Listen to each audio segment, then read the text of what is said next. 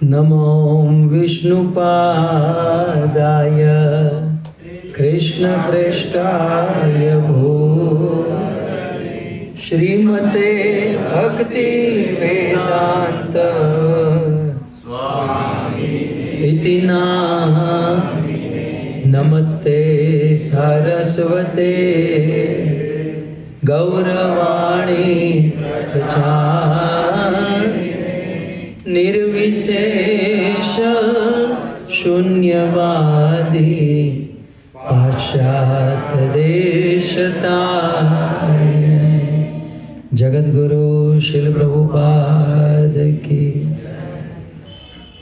सो जो पहली बार आए हैं उनके लिए, जो दूसरी बार आए हैं, तीसरी चौथी बार आए हैं, मेरा एक प्रश्न है आप सबको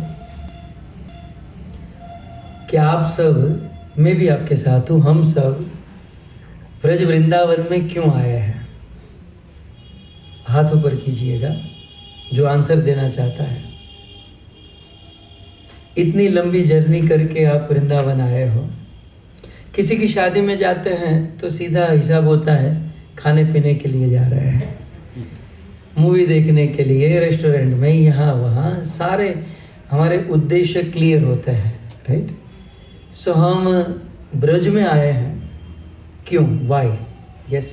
ऐसा सुना है कि ब्रज में कृष्णा का रियल एक्सपीरियंस होता है, अनुभूति होता है। Okay, just get that experience की whether we get those experience और नॉट। Very good. सो ये आए हैं ब्रज में कृष्णा का अनुभव करने के लिए। सो जितने दिन यहाँ रहेंगे ये न खाएंगे पिएंगे न सोएंगे, केवल कृष्ण का अनुभव करेंगे, है ना? हम लोग बात कितनी बड़ी बड़ी करते हैं। हाँ, मैं भी जब शुरू में आता था ना तो ये सोच कर आता था जैसे रूप सनातन ब्रज में गए हैं, अष्ट प्रहर भजन चारि दंड शयन, 22 घंटा भजन करेंगे, केवल 2 घंटा सोएंगे। लेकिन यहाँ आकर ऐसा कुछ होता नहीं है। यहाँ अमेरिका ऑस्ट्रेलिया से ब्रज में आते हैं और ब्रज में आकर पिज़्ज़ा और पास्ता खोजते हैं। बर्गर कहाँ मिलेगा, पिज़्ज़ा कहाँ मिलेगा? सो खैर, ओके, लेकिन प्रयास बहुत अच्छा था इनका। और अमित भाई 4 દિવસથી તમે આવ્યા છો અહીંયા, શા માટે? कृष्णा ने बहुत अच्छा, ये कृष्ण को खोजने के लिए आए हैं। सो लंदन में नहीं मिले कृष्ण? ये यूके में रहते हैं तो वहाँ इनको कृष्ण नहीं मिले, तो ये ब्रज में कृष्ण को खोजने के लिए आए हैं। गुड। और कोई? राधा कुंड श्याम कुंड ना स्नान करवा और यमुना जी ना पान करवा। ठीक है, तो भैया जाओ पास। वो तो 2 घंटे में हो जाता है। सो राधा कुंड और श्याम कुंड में स्नान करने, यमुना पान करने के लिए ब्रज में आए हैं। लेकिन इसमें भी प्रश्न है ना कि ये क्यों राधा कुंड स्नान, क्यों यमुना पान? Very good.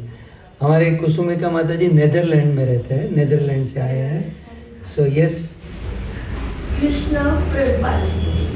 कृष्ण प्रेम पाने के लिए। मिल गया? थोड़ा बहुत तो मिला होगा। वेरी गुड, कृष्ण प्रेम पाने के लिए। और कोई सटीक 100% कोई? अब देखो, आप इतना 2-3 महीने से तो तैयारी हो रही होगी, અને એમાં ગુજરાતી હો તો થેપલા ને ખાખરા ને ઘૂઘરા ને કેટલી તૈયારીઓ કરીને આવ્યા છે, हैं? लेकिन हम सबसे पहले ये सोचना चाहिए कि ब्रज में हम क्यों जा रहे हैं, हम ब्रज में क्यों आए हैं, राइट? और थोड़ा सा दिमाग कोई लगा सकता है? यस। मुझे ऐसा लग रहा है जैसे कृष्ण ने मुझे पुकारा है, तो मुझे मालूम नहीं है मैं यहाँ क्या किस लिए हूँ। जैसे कृष्ण ने गोपियों को पुकारा शरद पूर्णिमा के दिन, वैसे इनको लग रहा है कि कृष्ण मुझे पुकार रहे हैं, इसलिए हम यहाँ पर दौड़कर, प्योर ड्यूटी है यहाँ तो सब लोग हैं। सबके ऊंचे ऊंचे भाव है। ओके, सो मैं थोड़ा सा इस पर शुरू करता हूँ। ये सारी चीज़ ठीक है, लेकिन ये जो आप सब लोग बोल रहे हैं ना, ये बहुत ऊंची अवस्था की बातें हैं, राइट? सबसे पहले हमें प्योर होना है, पवित्र होना है, पवित्र होने के बाद प्रेमी बनना है, और प्रेमी बनने के बाद ये सारी बातें आती हैं। तो प्रेमी की तो बात दूर की है, अभी तो हम पवित्र भी नहीं हुए हैं, अभी तो हमारे अंदर इतने सारे दोष है, राइट। सो सटीक आंसर इसका यह है कि हम वृंदावन इसलिए आए हैं क्योंकि चैतन्य महाप्रभु की आज्ञा है। किसकी आज्ञा है? चैतन्य महाप्रभु। बिल्कुल कॉन्सेप्ट क्लियर होना चाहिए हमारा। हम यहाँ पर इसलिए आए हैं क्योंकि चैतन्य महाप्रभु की आज्ञा है। कहाँ पर? श्री चैतन्य चरितामृत में महाप्रभु कहते हैं। अब एक बात तो बेसिक हमारा तो फंडामेंटल क्लियर है कि मनुष्य जीवन मिला है तो इस मनुष्य जीवन में 84 लाख के चक्र से मुक्त होना है, जन्म मृत्यु बर्थ एंड डेथ के साइकिल से हमें मुक्त होना है, राइट, और कृष्ण प्रेम प्राप्त करना है। इतना तो हम सब जानते हैं, लेकिन इसे पाने के लिए, राइट, श्री चैतन्य महाप्रभु कहते हैं कि इतना तो समझ में आ गया कि कृष्ण भक्ति ही सबसे उत्तम है, कृष्ण भक्ति ही सर्वोत्तम है, लेकिन वो कृष्ण भक्ति मिलेगी कैसे, यहां प्रश्न है। तब चैतन्य महाप्रभु इसका आंसर देते हैं कि 5 चीज ऐसी हैं जिसको करने से हमें कृष्ण भक्ति प्राप्त होती है और हमारी कृष्ण भक्ति बढ़ती है। तो महाप्रभु 5 महासाधन बताते हैं। साधन तो है, भक्ति के 64 साधन है, राइट। नवदा भक्ति और रूप गोस्वामी ने सिंधु में लिखा भक्ति के 64 अंग, 64 साधन। लेकिन उन 64 साधनों में से 5 साधन मुख्य है, बहुत श्रेष्ठ है, बड़े उत्तम है।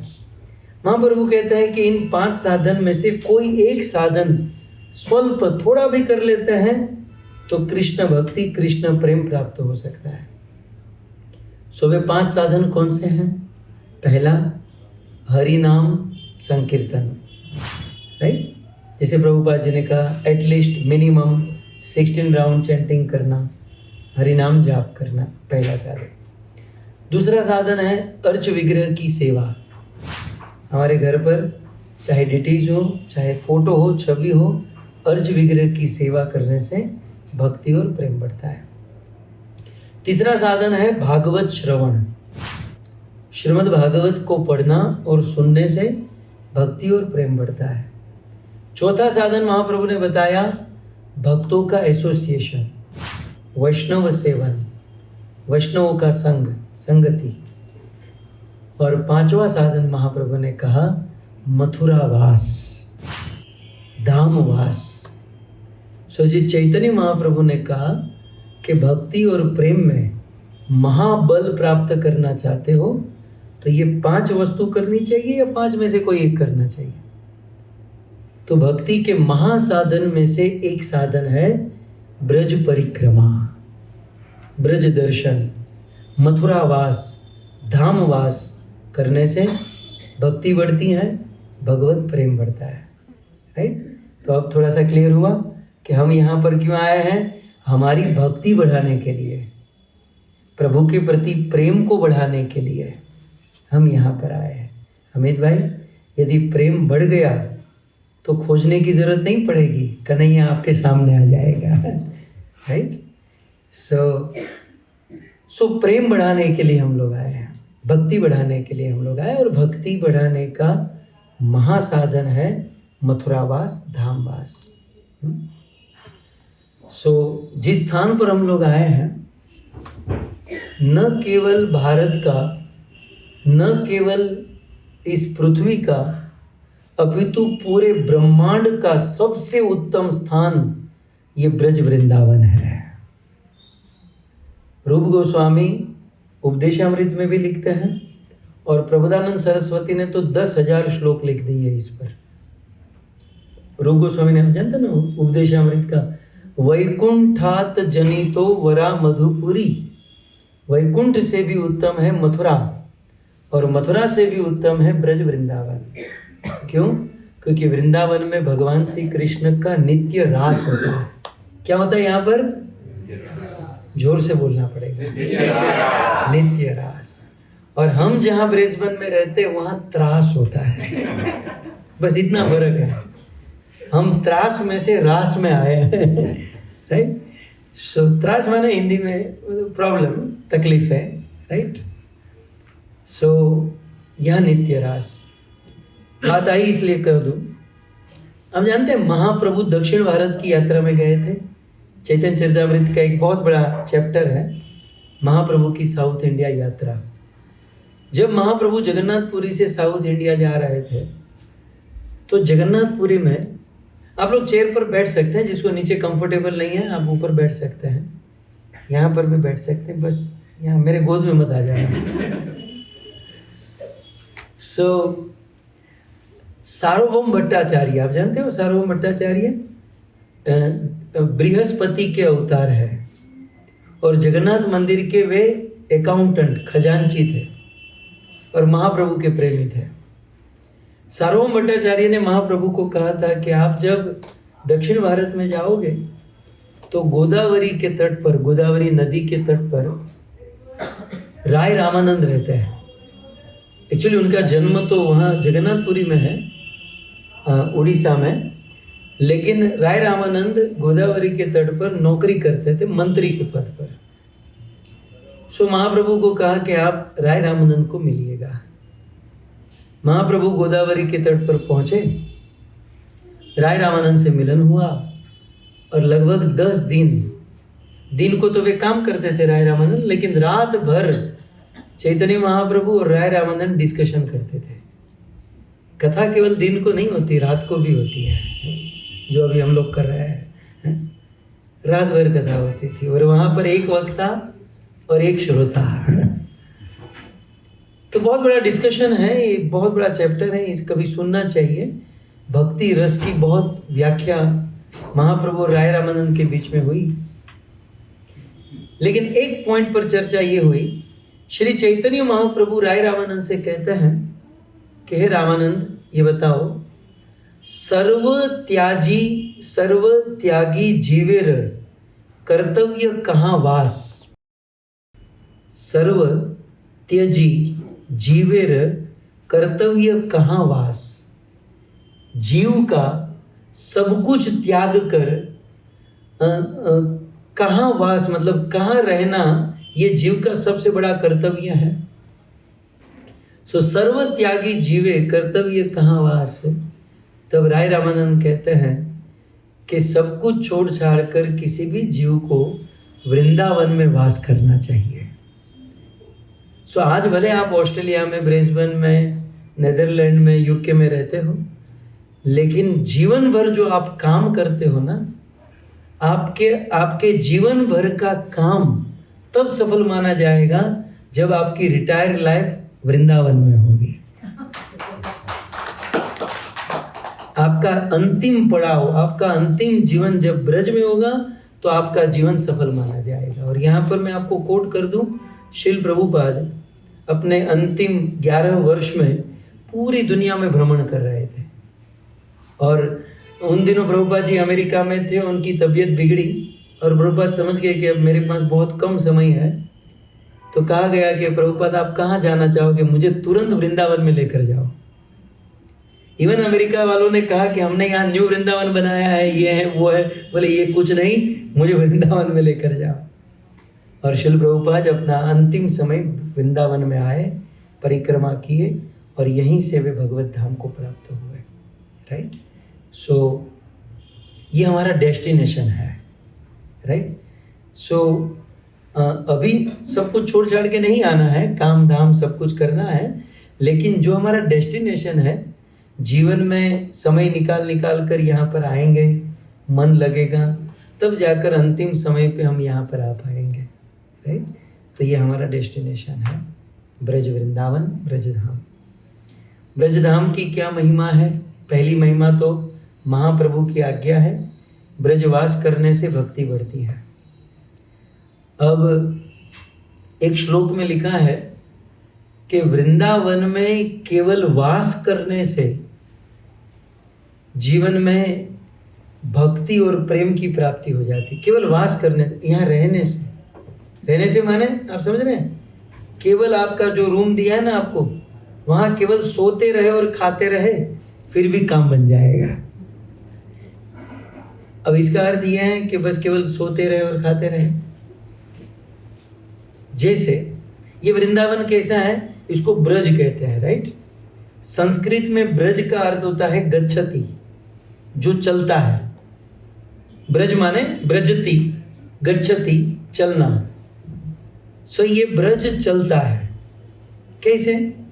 जैसे आप सब लोग अभी फ्लाइट से आए, ऊपर फर्स्ट सेकंड फ्लोर पर जाने के लिए दो ऑप्शन होते हैं। एक तो सीढ़ी चढ़कर चले जाओ और दूसरा ऑप्शन बाजू में एक्सीलेटर होता है। सीढ़ी जैसा ही होता है, लेकिन वहां केवल खड़े रह जाओ तो वो अपने आप पहुंचा देती है, राइट। ये ब्रज जो संसार में अन्य जितने भी स्थान है वो स्टेबल सीढ़ी के समान है। वहां आपको मेहनत करनी पड़ेगी, आपको चढ़ना पड़ेगा, राइट। लेकिन एस्केलेटर कैसा होता है, वहां हम केवल खड़े रह जाए वो ऑटोमेटिक हमको चढ़ा देता है। ये ब्रज कैसा है, एस्केलेटर की तरह है कि आप केवल ब्रज में आ जाओ, वो अपने आप भगवत प्रेम और भगवान की प्राप्ति करा देगा। ये ब्रज की ये महिमा है। लेकिन आपने ये भी देखा होगा कि जो बहुत एक्टिव लोग होते हैं ना, वो एक्सीलेटर पर भी चढ़ते हैं और उस पर भी चलते हैं, और उस पर चलने से उनकी स्पीड 10 गुना और बढ़ जाती है। यद्यपि ब्रज में सोने से भी, ब्रज में सोना भी भक्ति है, ब्रज में सोना भक्ति है। और ब्रज में आकर यदि हम भक्ति करेंगे तो हमारे जीवन में कितना बूस्टिंग मिलेगा, हम कितना आगे बढ़ जाएंगे, राइट। सो यहाँ सोना भी भक्ति है। इसका अर्थ ये नहीं कि सोते रहे, यहाँ आकर यदि हम भजन करते हैं तो करोड़ों गुना फल प्राप्त होता है। इसलिए हमारा मूड ये होना चाहिए कि साल में 365 दिन खाना पीना सोना तो हो ही रहा है। अब जब इतना टाइम निकाल कर हम ब्रज में आए हैं तो ज़्यादा से ज़्यादा साधना करें, भक्ति करें, दर्शन करें, कथा सुनें। ज़्यादा खाने पीने के चक्कर में नहीं रहना चाहिए। मैं आपको एक निवेदन, मैं थोड़ी इंस्ट्रक्शन भी देता चलूँ प्रभु, चलेगा? ये लोग ने जो व्यवस्था की है ना, खाना पीना रहना इनके ऊपर छोड़ दीजिए। वो जैसा देते हैं, जैसा खिलाते हैं, जैसा पिलाते हैं, उन पर अब 5-10 दिन की तो बात है, राइट, जीवन में उन पर छोड़ दीजिए, राइट। व्यवस्था उन पर छोड़ दीजिए। जो भी देते हैं, खाते हैं, पीते हैं, हम जो घर पर खाते पीते हैं उससे तो अच्छा ही देंगे लोग। लेकिन हमारा मूड जो है, हमारा मन जो है, हरि दर्शन, हरि कथा, यहाँ जिज्ञासा करने में लगाना चाहिए कि यहाँ क्या हुआ था, यहाँ क्या हुआ था, यहाँ कौन सी लीला हुई थी, राइट। अब यहाँ मेजोरिटी गुजराती लोग हैं। अपना गुजराती होने से ना वसूल करवानी बहुत आदत है। हम लोग गए हैं, वसूल करके आएंगे। आपको यहाँ आना वसूल करना है तो एक चीज़ मैं आपको अभी से बता देता हूँ। 10 दिन के बाद आप सब लोग अपने अपने घर पर वापस चले जाओगे, वही रूटीन, वही लाइफ आपकी शुरू हो जाएगी, राइट। लेकिन ये 10 दिन जो है आपके जीवन के या आपके पूरे साल के बड़े इंपॉर्टेंट दिन हैं। इन 10 दिनों में आपको क्या करना है मैं आपको अभी से बता दूं। अपनी आंख, अपने कान इतने खुले रखने हैं, इतना एक्टिव रखना है कि अपनी आंखों से कोई दृश्य देखते हो, इतना उसे निहारो, इतना उसे आंखों से पीते रहो, या कानों से इतनी अच्छे से कथा सुनो कि फिर जब अपने अपने स्थान पर जब आप जाते हो तो आप ऑफिस में भी बैठे हो तो ब्रज का चिंतन होता रहे। आप किचन में भोजन भी पकाते हो तो वृंदावन की याद आए। यहाँ आने का यही बेनिफिट है। पैसा वसूल जो बोलते हैं ना, ये वसूल कब होगा जानते हैं? यहाँ के दृश्य को, यहाँ की बातों को इतने दिमाग में बिठा दो कि साल भर तक हमें उसका चिंतन होता रहे।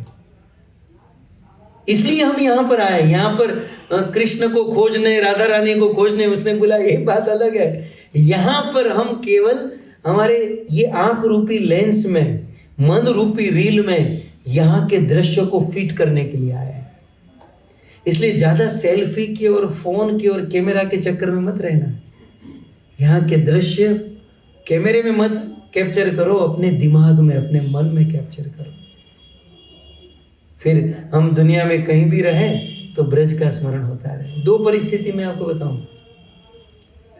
कुछ लोग ब्रज में आ तो जाते हैं, लेकिन जैसे मैंने कहा ना, ब्रज में आकर पिज़्ज़ा पास्ता खोजते हैं, ब्रज में आकर ऑस्ट्रेलिया, यूके, नेदरलैंड का चिंतन करते हैं कि ऑफिस में क्या हो रहा होगा, दुकान में क्या हो रहा होगा। एक तो ये स्थिति हो गई, ब्रज में आना लेकिन मन अपने घर पर है। और दूसरी ये स्थिति हो गई कि आप अपने घर पर हो लेकिन आपका मन ब्रज में है। बताइए दोनों स्थिति में से कौन सी बेटर है? दूसरी स्थिति बेटर है ना।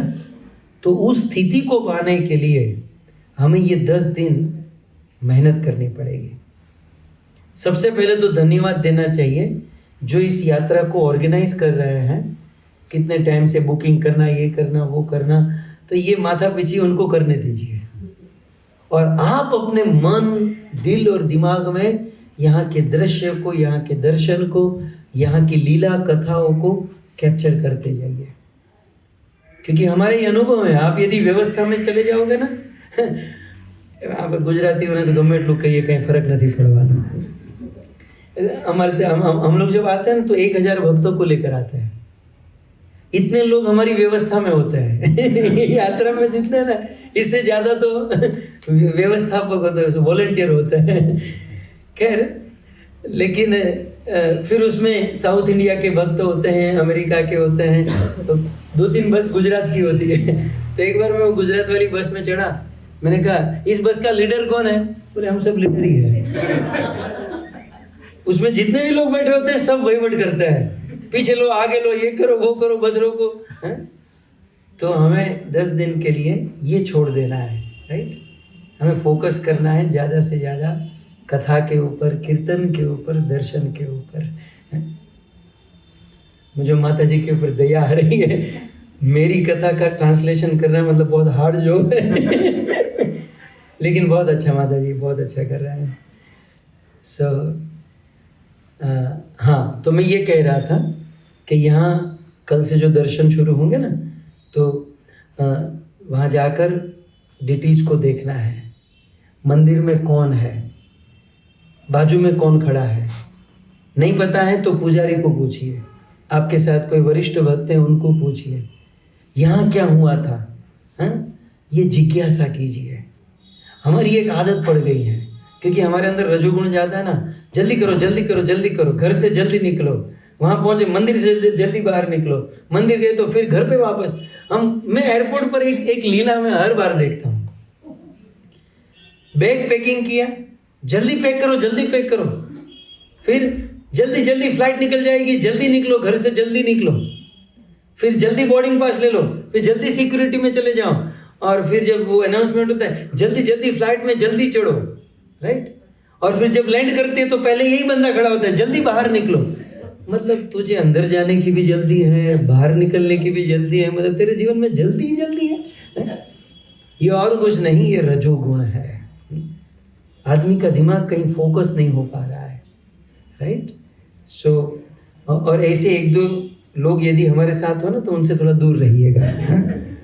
और जो फोकस है, जो जिज्ञासु है, जो वरिष्ठ हैं, उनके साथ रहकर यहाँ की अन्य चीज़ों को हमें समझना है, राइट। मैं भी आपके साथ रहूँगा, आप मुझे भी पूछ सकते हैं, या प्रभु जी तो है ही, आप उनको पूछ सकते हैं, अमित नारायण प्रभु है। सो ये है ब्रज धाम जो संसार में सबसे ऊपर है। अब जानते हैं ये ब्रज यहाँ पर नहीं था, ब्रह्म वैवर्त पुराण में वर्णन है, ये तो सब ऊपर ही था ना। ब्रह्म वैवर्त पुराण में वर्णन है कि ये ब्रज कैसे प्रकट हुआ। वैकुंठ में भगवान श्री कृष्ण विराजे और कृष्ण के मन में इच्छा हुई कि मैं कुछ लीला करूं। लीला करने के लिए स्थान चाहिए, तो संकल्प शक्ति काम करती है, तो अचिंत्य शक्ति है। भगवान के मन में इच्छा हुई तो ये ब्रज का निर्माण हो गया। भगवान की चित्त शक्ति से भगवान के अंदर की एक शक्ति प्रकट हुई और उससे ब्रज का निर्माण हो गया। फिर कृष्ण की इच्छा हुई कि मैं रास करूं, तो गोवर्धन का निर्माण हो गया। फिर कृष्ण के अंदर से यमुना का निर्माण हो गया। तो ये सारा ब्रज मंडल कृष्ण के अंदर से ही प्रकट हो गया है। और बहुत सुंदर गौलोक वृंदावन जिसे हम कहते हैं अध्यात्म जगत में, वो प्रकट हुआ। ब्रह्मा के एक दिन में एक बार मतलब 14 मनवंतर होते हैं और उस 14 मनवंतर में एक बार 7वें मनवंतर के 28वें चतुर्युग के द्वापर में कृष्ण के मन में इच्छा होती है कि अब मुझे संसार के जीवों को प्रेम सिखाना है, मुझे भी प्रेम का आस्वादन करना है और जगत के लोगों को भी प्रेम सिखाना है, इसलिए मुझे पृथ्वी पर जाना पड़ेगा। लेकिन प्रेम सिखाने के लिए अकेले तो सिखा नहीं पाऊंगा, मुझे राधा को साथ में लेकर जाना पड़ेगा। तो कृष्ण राधा से, ये ब्रह्म वैवर्त पुराण में लिखा है, कृष्ण राधा से कहते हैं राधे राधे पृथ्वी पर लीला करने के लिए जाना है तो तुम मेरे साथ चलोगी? राधा रानी ने सीधा मना कर दिया, पृथ्वी में आपको जाना है तो जाओ महाराज, मैं आपके साथ नहीं आऊंगी। बोले क्यों नहीं आओगे? तो वहां पर श्लोक है, यत्र वृंदावनम नास्ति न यत्र यमुना नदी यत्र गोवर्धनम नास्ति तत्र मेन मन सुख। हे श्याम सुंदर, जहां वृंदावन नहीं है, जहां गोवर्धन नहीं है, जहां यमुना नहीं है, वहां मेरा मन नहीं लगता है। जैसे यहाँ पर भी कोई डिवोटी पति हो और पत्नी इतना भक्ति में न हो और पति कहे कि हम वृंदावन जा रहे, तुम आओगी? नहीं नहीं। जहाँ नेटफ्लिक्स नहीं है, जहाँ अमेज़न प्राइम नहीं है, जहाँ पर वाईफाई नहीं है, वहाँ मेरा मन नहीं लगता है। जैसे आज की पत्नी कहे, वैसे राधा रानी ने ये कहा। अब कृष्ण को तो प्रेम आस्वादन करना था और प्रेम सिखाना था। कृष्ण ने कहा तो राधे तुम्हें पृथ्वी पर ले जाने के लिए मुझे वृंदावन को धरती पर उतारना पड़ेगा। बोले वो तो उतारना ही पड़ेगा, आपको मोबाइल में नेटफ्लिक्स डाउनलोड करना ही पड़ेगा यदि मुझे साथ में ले जाना है तो। बोले राधे तुम्हें वृंदावन को, गोवर्धन को और यमुना को धरती पर उतार दो तो? बोले तो मैं आपके साथ आऊंगी। फिर भगवान श्री कृष्ण की लीला, कृष्ण ने गोवर्धन को धरती पर उतारा, ब्रज वृंदावन को धरती पर उतारा और यमुना नदी को धरती पर उतार दिया। अब एक अंदर की बात है, आप किसी को बताओ ना तो कहूं, हैं? बताइएगा नहीं है, ये बिल्कुल अंदर की बात है, ये केवल अपने लोगों की बात है। ठाकुर भक्ति विनोद कहते हैं कि कृष्ण ने वो सब कुछ नीचे उतार दिया, गोवर्धन, वृंदावन और यमुना, तो फिर ऊपर क्या रहा? ऊपर क्या बचा? ठाकुर भक्ति विनोद के अनुसार जो ओरिजिनल वृंदावन, गोवर्धन और यमुना वो धरती पर आ गया और ऊपर उसका रेप्लिका हो गया। तो कई बार प्रश्न होता है ना कि हम लोग तो मरने के बाद गोलोक वृंदावन जाएंगे। अरे भाई वो रेप्लिका है, ओरिजिनल ये है। आप समझ रहे हैं? ये ठाकुर भक्ति विनोद का निर्णय है। तो अभी हम लोग जो ब्रज में बैठे हैं यही वास्तविक ब्रज है, ऊपर इस ब्रज का रेप्लिका है। तो ये हमारा सौभाग्य है, हम उस ब्रज में बैठे हैं जहाँ की प्रत्येक भूमि, अब तो ये आनंद वृंदावन वन ये बिल्डिंग बन गए ना। हम जब आते थे, हमारे पिताजी, ये मेरा सौभाग्य रहा, जब इतने छोटे थे तो कंधे पर बिठा कर यहाँ सब घुमाते थे। और उस समय ये वृंदावन वास्तव में वृंदावन हुआ करता था। उस समय वृंदावन में एक ही आश्रम था, फोगला आश्रम, और कोई आश्रम नहीं था यहाँ पर। फिर हमारे सामने ये सब आश्रम बने, उसके बाद धानु का बना, अग्रसेन आश्रम, ललिता आश्रम, भाई ये 4-5 आश्रम थे। आज तो ये बहुत बड़ा सिटी हो गया वृंदावन, राइट? सो वृंदावन की भूमि, एक कण ऐसा नहीं है जहां पर कृष्ण के चरण नहीं पड़े हैं। कृष्ण नंगे पांव इस भूमि पर विचरण किए हैं। कृष्ण के चरण वृंदावन की रथ से अंकित है। अब विचार कीजिए, जिस ब्रज में हमारे भगवान नंगे पांव चल रहे हो तो हमें कैसे चलना चाहिए? बिना जूते, बिना चप्पल के भगवान यहां चलते हैं। पुराणों में ऐसी कथा है कि कृष्ण जब पहली बार गैया चराने जा रहे थे तो नंद यशोदा ने कहा कि बेटा जूते पहन लो। कृष्ण ने कहा मैं जूते नहीं पहनूंगा। अरे बेटा जूते पहन लो, तुम वन में जा रहे हो, कंकड़ पत्थर कांटे लगेंगे, तुमको प्रॉब्लम हो जाएगी। बोले मैया यदि मुझे जूते पहनाने हैं तो 36 लाख जूता ऑर्डर कर दो। बोले इतना सारा क्यों? बोले हमारे पास कितनी गाय है? 9 लाख। पहले सारी गाय को जूते पहनाओ, मैं उसका सेवक हूं। पहले मेरी स्वामिनी जूते पहनेगी, फिर सेवक जूता पहनेगा। पहले गैया को जूता पहनाओ, अन्यथा मैं जूता नहीं पहनूंगा। ये बात गौशाला में पहुंच गई और गायों को जब पता चला कि हमारे ईश्वर जूते नहीं पहनने वाले हैं, सारी गैया अनकंट्रोल हो गई। गौशाला में वो जो रस्सी गले में बांधे थे उसे तोड़कर गैया बाहर निकल गई और पूरे ब्रज में जितने भी पत्थर थे वो सारी गैया नाच नाच कर सारे पत्थरों को फोड़ दिया, तोड़ दिया। उस पत्थर को कूट कर, हमारे गांव में वो मसाला नहीं कूटते हैं, खांडनिया में नहीं कूटता मसाला, वैसे उन गायों ने अपने चरणों से पत्थर को कूट कूट कर उसकी रज बना दी।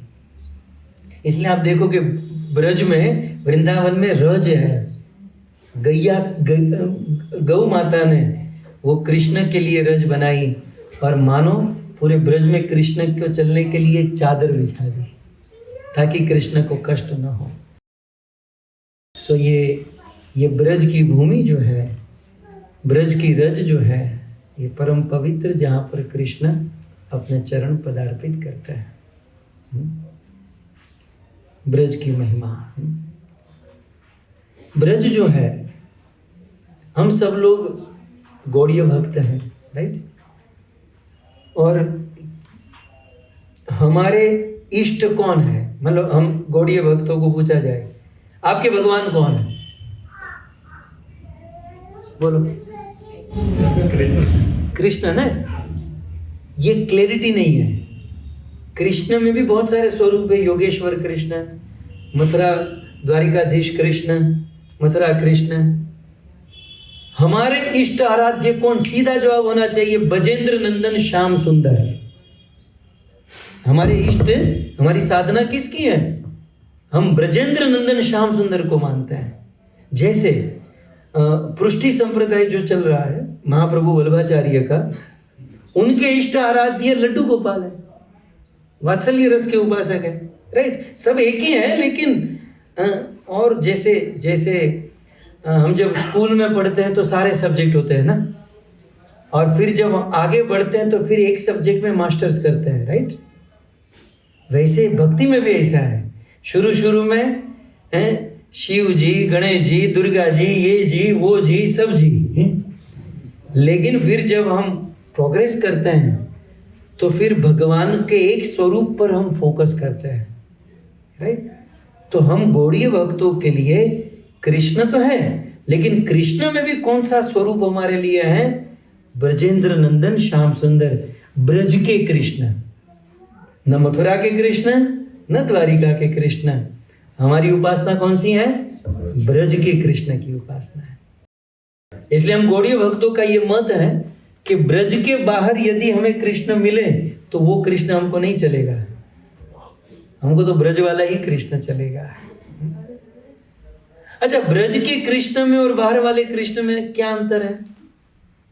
इतना ही अंतर है जैसे कोई बहुत बड़ा बिजनेसमैन होता है, अपने ऑफिस में जाता है तो उसका अपीयरेंस कैसा होता है? Suit boot tie. उसका एटीट्यूड कैसा होता है? एम्प्लॉय के साथ बात करना थोड़ा सा अभिमान अहंकार के साथ, आई एम बॉस, ये वो, राइट? वही बंदा जब घर पर आता है तो बरमूडा पहनकर सोफे पर बैठा होता है और उसका बच्चा उसके कंधे पर खेलता होता है। आप समझ रहे हैं? आदमी एक ही है, लेकिन ऑफिस में कुछ अलग एटीट्यूड है, घर पर कुछ अलग है। भगवान कृष्ण एक ही है, लेकिन कृष्ण विष्णु फॉर्म में, द्वारिकाधीश फॉर्म में, मथुरा के फॉर्म में कृष्ण ऑफिशियल है। और ब्रज में कृष्ण कैसे है? जैसे वो आदमी घर पर होता है बरमूडा पहनकर, बिल्कुल अपने लोगों के साथ प्रेम का आस्वादन करता है। ये है कृष्ण, जो सारे रस के उपासक है, सारे रस के भोक्ता और देने वाला है। अच्छा, मैं ये कह रहा था, तो हमारे आराध्य ब्रजेंद्र नंदन श्याम सुंदर है। अब ब्रजेंद्र नंदन श्याम सुंदर को प्राप्त करने के लिए पहले आपको ब्रज प्राप्त करना पड़ेगा। आप समझ रहे हैं? सीधे कृष्ण नहीं मिलेगा। पहले कृष्ण जहां रहते हैं, जब तक ब्रज समझ में नहीं आएगा तब तक ब्रज राज समझ में नहीं आएगा। जब तक ब्रज की प्राप्ति नहीं होगी तब तक ब्रज राज की प्राप्ति नहीं होगी।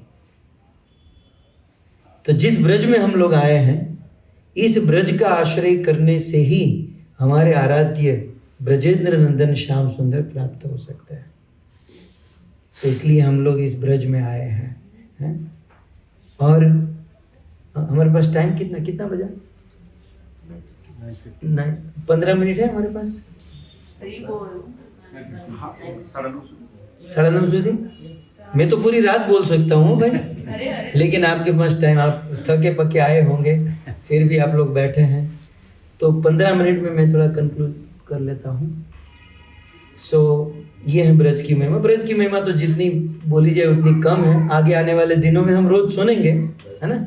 और आपके मन में यदि प्रश्न हो, मेरे पास तो बोलने के लिए बहुत सारी चीजें हैं, लेकिन आपके मन में जिज्ञासा हो, वो यदि आप पूछते हो तो हम उस पर पहले फोकस करेंगे, राइट। सो ब्रज को समझने के लिए महाप्रभु वल्लभाचार्य ने कहा, जीवन में 3 काम मरने से पहले कर लेने चाहिए। वो मुस्लिम लोगों का होता है ना कि मरने से पहले एक बार हज कर लेना है, राइट। वैसे हम वैष्णवों के लिए 3 कार्य मरने से पहले अवश्य कर लेना चाहिए। एक, गौदान, गौ माता की सेवा।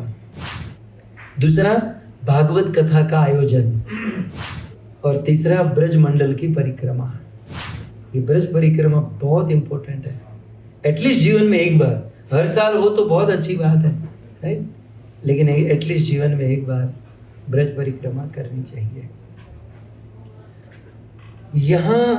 यहाँ आकर हमारा मूड क्या होना चाहिए?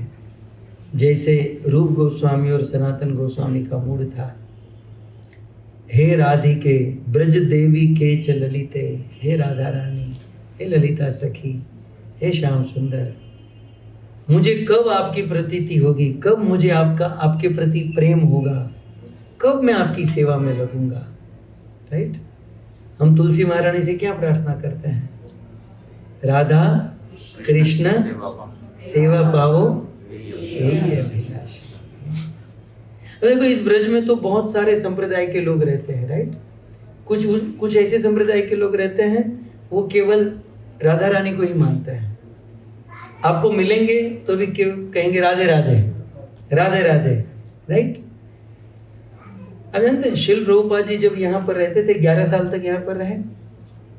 शिल प्रभुपाद जी के सामने जब कोई राधे राधे बोलता था तो प्रभुपाद जी क्या बोलते थे? ना कुछ भी, मतलब आप गुजराती भाषा में बोलो, क्या बोलना मतलब बोलना।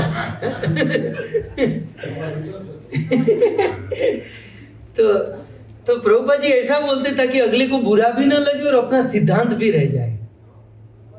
आप हमारी कथा सुनते हैं? मेरी कथा कोई सुनता है आपको रेगुलर बेस पर? आप जानते हो हम कथा में बोलते हैं देश विदेश से जितने भी भक्त हैं वो सब, और जो जितने भी कथा का आयोजन किया है वे सारे भक्तों का स्वागत। और इस भागवत कथा के तीसरे दिन में आप सभी भक्तों का स्वागत और आप सभी भक्तों के चरणों में लाल गोविंद दास का प्रणाम। और फिर क्या बोलता हूँ? जोर से बोलिए। आप जानते हो ये मैंने कहाँ से लिया? मैं जो भी बोलता हूँ उसके पीछे कोई तत्व होता है। ये अमित नारायण प्रभु को भी नहीं पता था, मैं आज उसको रिवील कर रहा हूँ। इस ब्रज में 11 साल प्रभुपाद जी रहे। प्रभुपाद को कोई राधे राधे कहता था, प्रभुपाद जी उनको कहते थे राधे श्याम। ये प्रभुपाद का सूत्र था, राधे राधे प्रभुपाद जी राधे श्याम, मतलब उसको बुरा भी नहीं लगता, राधे तो आ ही गया, श्याम। क्यों? क्योंकि ये फिलोसॉफी है। हम लोग न केवल कृष्ण के उपासक हैं, याद रखिए, और हम लोग न केवल राधा रानी के उपासक हैं, हम राधा कृष्ण युगल उपासक हैं। समझे? हम किसके उपासक हैं? गूगल नहीं, युगल। कौन से? हाँ, प्राय सब लोग गूगल उपासक हैं, हम युगल उपासक हैं। राधा और कृष्ण दोनों, मतलब हमारे संप्रदाय का भाव मंजरी भाव है। मंजरी, जैसे कोई मंजरी होती है वो राधा कृष्ण के मिलन का, राधा कृष्ण का जो मिलते हैं, वो जो सुख लेते हैं, उसके सुख से मंजरी सुखी होती है। तो हमारा मंजरी भाव किंकरी भाव है। सो हम राधा कृष्ण, मतलब अन्य संप्रदाय का जो भाव है उसको आदर करना है, वो उनकी लाइन में। जैसे कॉमर्स का स्टूडेंट कॉमर्स पढ़ता है, साइंस का साइंस पढ़ता है, न कॉमर्स गलत है न साइंस गलत है, वो अपने लेवल से सब लोग कर रहे हैं, राइट। वो अपने संप्रदाय में महान है, लेकिन हमें तो अपने संप्रदाय का मूल समझना चाहिए ना। मैंने देखा 80% लोग ब्रज में आकर बह जाते हैं, क्योंकि यहाँ पर आपको सिद्ध संत बाबा जी बहुत लोग मिलेंगे, राइट। लेकिन आपने इतने सालों से प्रभुपाद जी के आश्रय में रहकर जो भजन साधन किया, आपने जो लाइन पकड़ी, उस लाइन को छोड़कर आप किसी अन्य लाइन में चले जाओगे तो आपकी लाइन ही डिस्टर्ब हो जाएगी। जैसे कॉमर्स का स्टूडेंट साइंस क्लास में जाकर बैठा, क्या साइंस पढ़ाने वाला गलत है? नहीं, लेकिन आपका सब्जेक्ट कॉमर्स है तो फिर आपको कॉमर्स में ही बैठना होगा। तो पढ़ाने वाले का भी टाइम और आपका भी टाइम, दोनों का इम्पोर्टेंट, दोनों का टाइम यूज होगा, नहीं तो दोनों का टाइम वेस्ट हो जाएगा, राइट। सो यहाँ पर अपने मूड को लेकर हमें चलना चाहिए, राइट। इसलिए टाइम हमारे पास कम है, बस केवल 2-3 इंस्ट्रक्शन दे दूँ। यहाँ घूमते समय गले में माला होनी चाहिए, हाथ में माला रखिए, प्रजल्प मत कीजिए। ये तेरी साड़ी बहुत अच्छी है, कहाँ से ली थी, सेल चल रहा था, ये है वो है, नहीं, ये सब छोड़ दीजिए। जितना प्रजल्प, बाहर की बातें कम हो, ये कम कीजिए, राइट। और कई बार कुछ लोग सोचते हैं कि यार ये ऑस्ट्रेलिया में यहाँ वहाँ हम लोग रहते हैं, काम करते हैं, यहाँ आकर कोई बिजनेस दुकान डाले तो कितना अच्छा रहेगा। ना भाई ना, दुकान बिजनेस आप जहाँ हो वहीं पर करो। लोगों के लिए ब्रज बिजनेस हो सकता है, हम लोगों के लिए ये ब्रज केवल और केवल साधना, भक्ति और प्रेम का स्थान है। पृथ्वी का कोई एक हिस्सा तो भजन साधन के लिए रखिए, बाकी तो पूरी दुनिया में बिजनेस फैला रखा है, राइट। तो कुछ ऐसा स्थान, तो यहाँ केवल हमें साधना, लोगों को करना है, जो भी करना है करें, हम केवल भजन करेंगे, साधन करेंगे, राइट। तो ये बात ध्यान रखें। और एक बात, यहाँ जब आप विचरण करोगे ना, तो आप तब तक सेफ हो जब तक रिक्शा वाला, ऑटो वाला, दुकान वाले को पता न चले कि आप ऑस्ट्रेलिया से आए हो। आपकी सेफ्टी की गारंटी मैं देता हूं, कब तक? जब तक अगले को पता नहीं चलना चाहे कि आप ऑस्ट्रेलिया से आए। यदि उनको पता चला कि आप इंडिया से बाहर, तो आप ठगे जाओगे, मतलब कहीं ना कहीं कुछ ना कुछ आपसे गलत हो सकता है। तो थोड़ा सा ये बैलेंस रख कर चलिए कि मतलब अपने आप को उतना ये मत कीजिए कि हम वहाँ से हैं, यहाँ से वहाँ से, फोकस भजन पर कीजिए। और यदि कुछ ऐसी चर्चा किसी से होने लगती है तो ग्रुप के जो लीडर हैं उसको रिपोर्ट कीजिए, उनको आगे कीजिए, उनको सब डील करने दीजिए, ज़्यादा उसमें मत फंसिए, ठीक है। दूसरा, कहीं भी मंदिर में जाएंगे तो पंडे मिलेंगे। पंडे जानते हैं, पुजारी मंदिर के जो होते हैं। अब इसमें भी कुछ मंदिर के ऑथोराइज पुजारी होते हैं और कुछ बाहर से आकर पुजारी बन जाते हैं। लेकिन हमें किसी के प्रति दुर्भावना नहीं रखनी है, अपना फोकस करके चलना है, किसी से झगड़ा नहीं करना है। घर से जब रूम से निकलते तो ज़्यादा पैसे जेब में रखना ही नहीं है। रखोगे, निकालोगे, वापस लोगे, ये सब करोगे, राइट। एक लेकर चलो आप। यथा उचित जहाँ जाते हैं वहाँ सेवा करके दान दक्षिणा कीजिए, लेकिन किसी पंडे पुजारी के साथ ज़्यादा गलत नेगेटिव डिस्कशन में मत फंसिए, राइट। इस बात का ध्यान रखें। और ब्रज को हमें देखना है तो गुरु की आंखों से देखना पड़ेगा। नहीं तो कई बार कुछ लोग सोचेंगे, यार हमने तो सुना था चिंतामणि प्रकर सदमसु कल्प वृक्ष, यहाँ कल्प वृक्ष बिल्डिंग के अलावा कुछ नहीं दिखाई दे रहा है, हैं? हमने सुना था कि चिंतामणि भूमि ब्रज है, गटर के अलावा कुछ नहीं है यहाँ पर, हैं? हमने सुना था कि सुरभि गैया, यहाँ तो शुकर कुकर कुत्ते बिल्ली घूम रहे हैं, राइट। तो ब्रज को समझने के लिए गुरु के आंखों से समझना पड़ेगा। तो जहाँ कहीं भी हम जाते हैं, हमारे जो वरिष्ठ हैं, जो गुरुजन हैं, उनको हमें पूछना चाहिए और उनके मार्गदर्शन में हमें ब्रज में विचरण करना चाहिए। ठीक है। सो समय सीमा रेखा में हम लोग रहेंगे। किसी को कोई जिज्ञासा, कोई प्रश्न है तो पूछ सकते हैं। यस, हाँ, नो प्रॉब्लम। તમે કીધું કે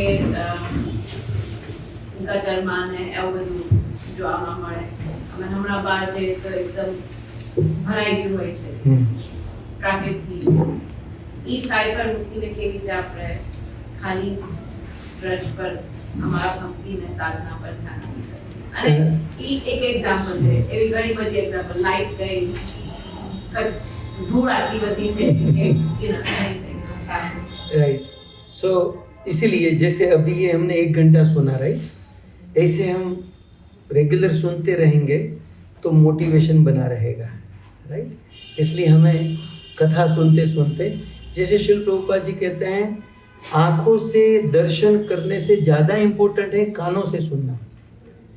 कानों से ज़्यादा सुनकर आँखों से फिर देखेंगे ना तो फिर वो दोष वो सब नहीं दिखाई देगा, राइट। इसलिए कानों से ज़्यादा सुनना है, इसको समझना है, ब्रज के तत्वों को समझना है। हम यहाँ तात्विक दृष्टि रखेंगे, यहाँ के तत्वों को हम समझेंगे, बाहरी चीज़ को हमें नहीं देखना है। यदि बाहरी चीज़ को देखना है तो ब्रज में उस समय भी पूतना थी, अगासुर, बकासुर, तृणावर्त उस समय भी थे, उसके स्वरूप आज कुछ बदल गए हैं, राइट। सो हमें उनसे कोई मतलब नहीं है, गुरुजनों के उससे हमें। और दूसरी बात रही यहाँ की रज, यहाँ एक चीज गांठ बांध लीजिए, इस ब्रज में जो कुछ भी होता है राधा रानी की इच्छा से ही होता है। हम लोग यहाँ तक पहुँच पाए हैं राधा रानी की इच्छा से। कई लोगों की टिकट एंड मोमेंट पर कैंसिल हो गई और कई लोग एंड मोमेंट पर रेडी भी हो गए, राइट। सारा प्लान धरा का धरा रह जाता है और कुछ लोग अंत में आ जाते हैं। राधा रानी की इच्छा है, राइट। लाइट गई, लाइट आई, बस राधा रानी का आश्रय। राधा रानी चाहती थी थोड़ी तपस्या करें। हाँ, एक पॉइंट में आपको बता देता हूँ। देखिए, ये आपने सुना होगा कि हम ऑस्ट्रेलिया में या कहीं बाहर एक माला करते हैं तो एक ही माला का फल मिलता है, लेकिन ब्रज में एक माला करते हैं तो 1000 माला का फल मिलता है। जैसे मैंने वो सिद्धांत कहा ना एस्लेटर का, कि आप खड़े हो तो आपकी स्पीड 10 गुनी 100 गुनी हो जाती है। तो यहाँ पर एक माला करने से 1000 माला का फल मिलेगा।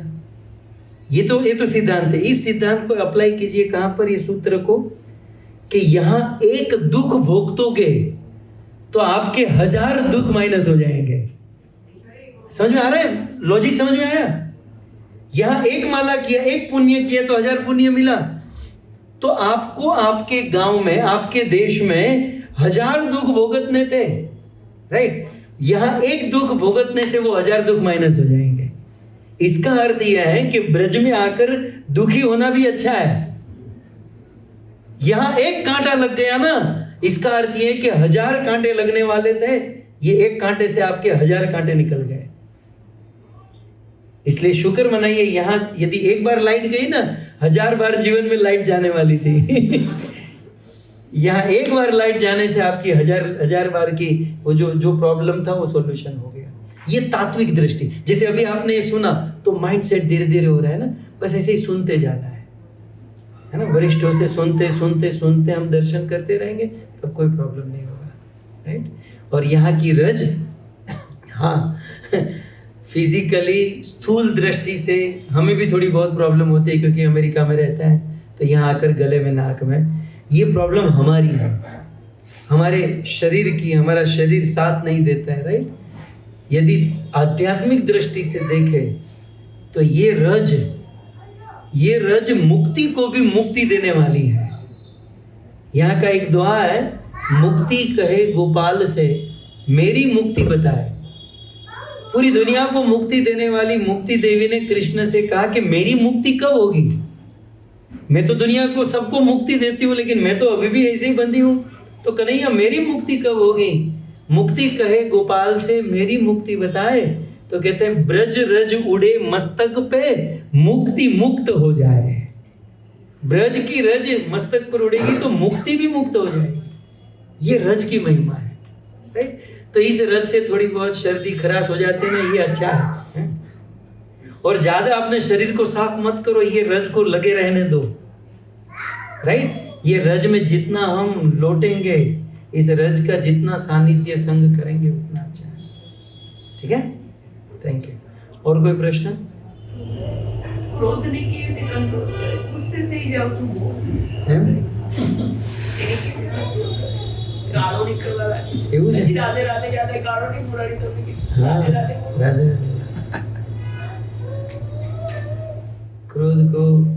क्रोध जो है ना, ये मन में होता है।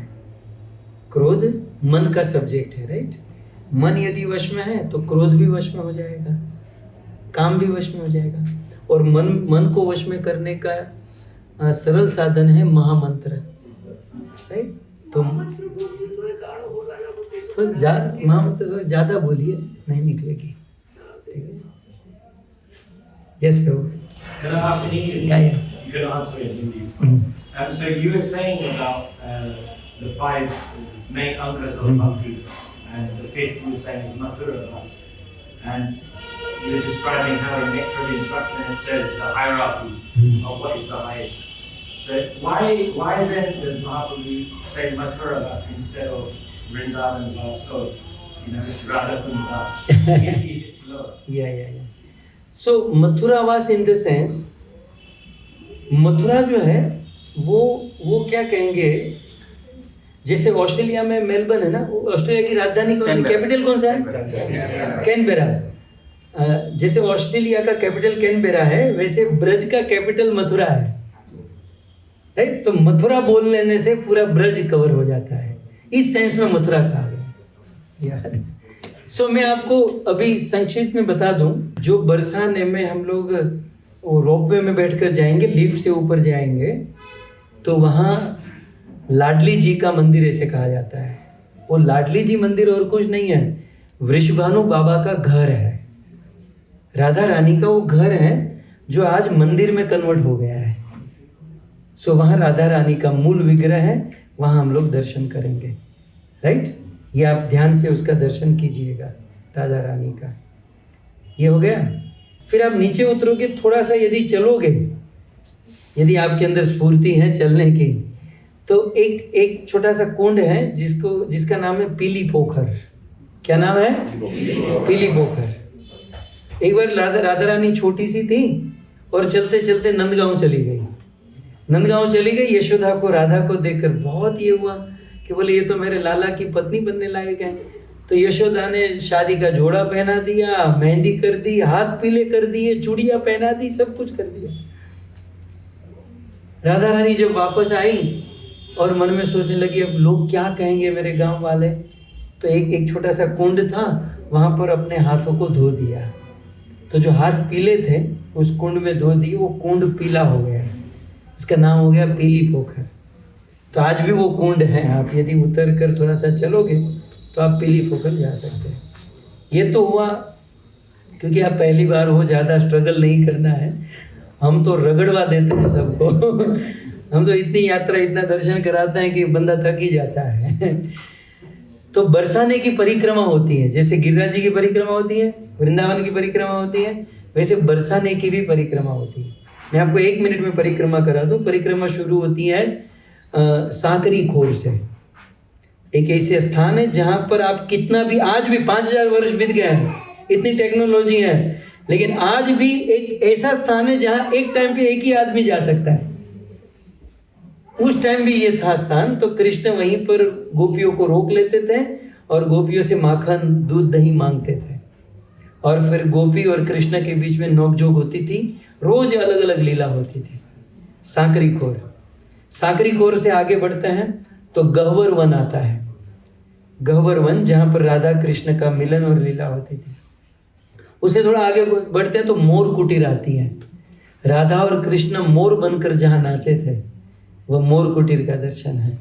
उससे आगे बढ़ते हैं तो मानगढ़, जहाँ राधा मान बिहारी मंदिर, रमेश बाबा का नाम आपने सुना होगा, पूज्य ब्रज के महान संत जो वहाँ के महंत हैं।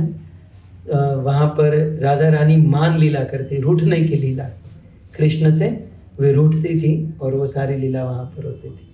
वहाँ से आगे बढ़ते हैं तो दानगढ़ आता है, जहाँ पर कृष्ण दान मांगते थे। और फिर आगे लाडली जी का दर्शन और फिर बरसाना परिक्रमा समाप्त होती है। ये परिक्रमा यदि आप करते हो, और ये सारी परिक्रमा पर्वत पर चढ़ना उतरना, इंक्लाइन डिक्लाइन करके ये सब होता है, बहुत हार्ड है ये परिक्रमा।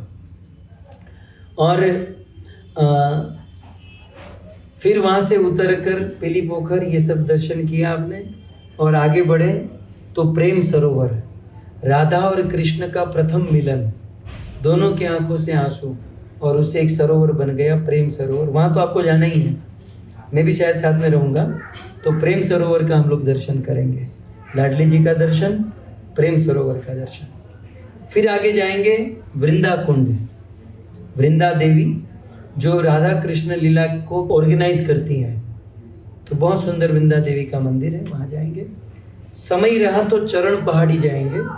कृष्ण बांसुरी बजाते थे तो पत्थर भी पिघल जाता था, तो जो पत्थर पिघला कृष्ण के चरण पत्थर पर आ जाते थे, तो आज भी वो कृष्ण चरण चिन्ह है। समय रहा तो शायद हम वहाँ पर जाएंगे। और फिर आगे नंद भवन, नंदगांव जाएंगे। ये पूरा नंदगांव शिव जी के ऊपर बसा है। शिव जी नंदीश्वर महादेव के रूप में, पर्वत के रूप में वहाँ पर प्रकट है। और पूरा बरसाना ब्रह्मा जी के ऊपर बसा है, ब्रह्मगिरी पर्वत, और यहाँ शिव जी के ऊपर ये नंदगांव बसा है। सो नंद भवन है, नंद परिवार है, और उस नंद भवन की टेरेस से वहाँ के पंडित आपको सारा दर्शन करवाएंगे कि कहाँ हाव बिलाव स्थान, अक्रूर जी कहाँ से आए थे, उद्धव और गोपियों का मिलन कहाँ हुआ था, शिव जी को दर्शन नहीं मिला तो कदम टेर कहाँ पर है, फिर गैया चराने जाते थे तो गैया को पानी कहाँ पिलाया जाता था, पावन सरोवर। ये सब नंद भवन के टेरेस से हम सब लोग दर्शन करेंगे। सो इतना, और यदि टाइम रहा तो रूप सनातन की भजन कुटीर का दर्शन भी हम लोग वहाँ पर कर सकते हैं।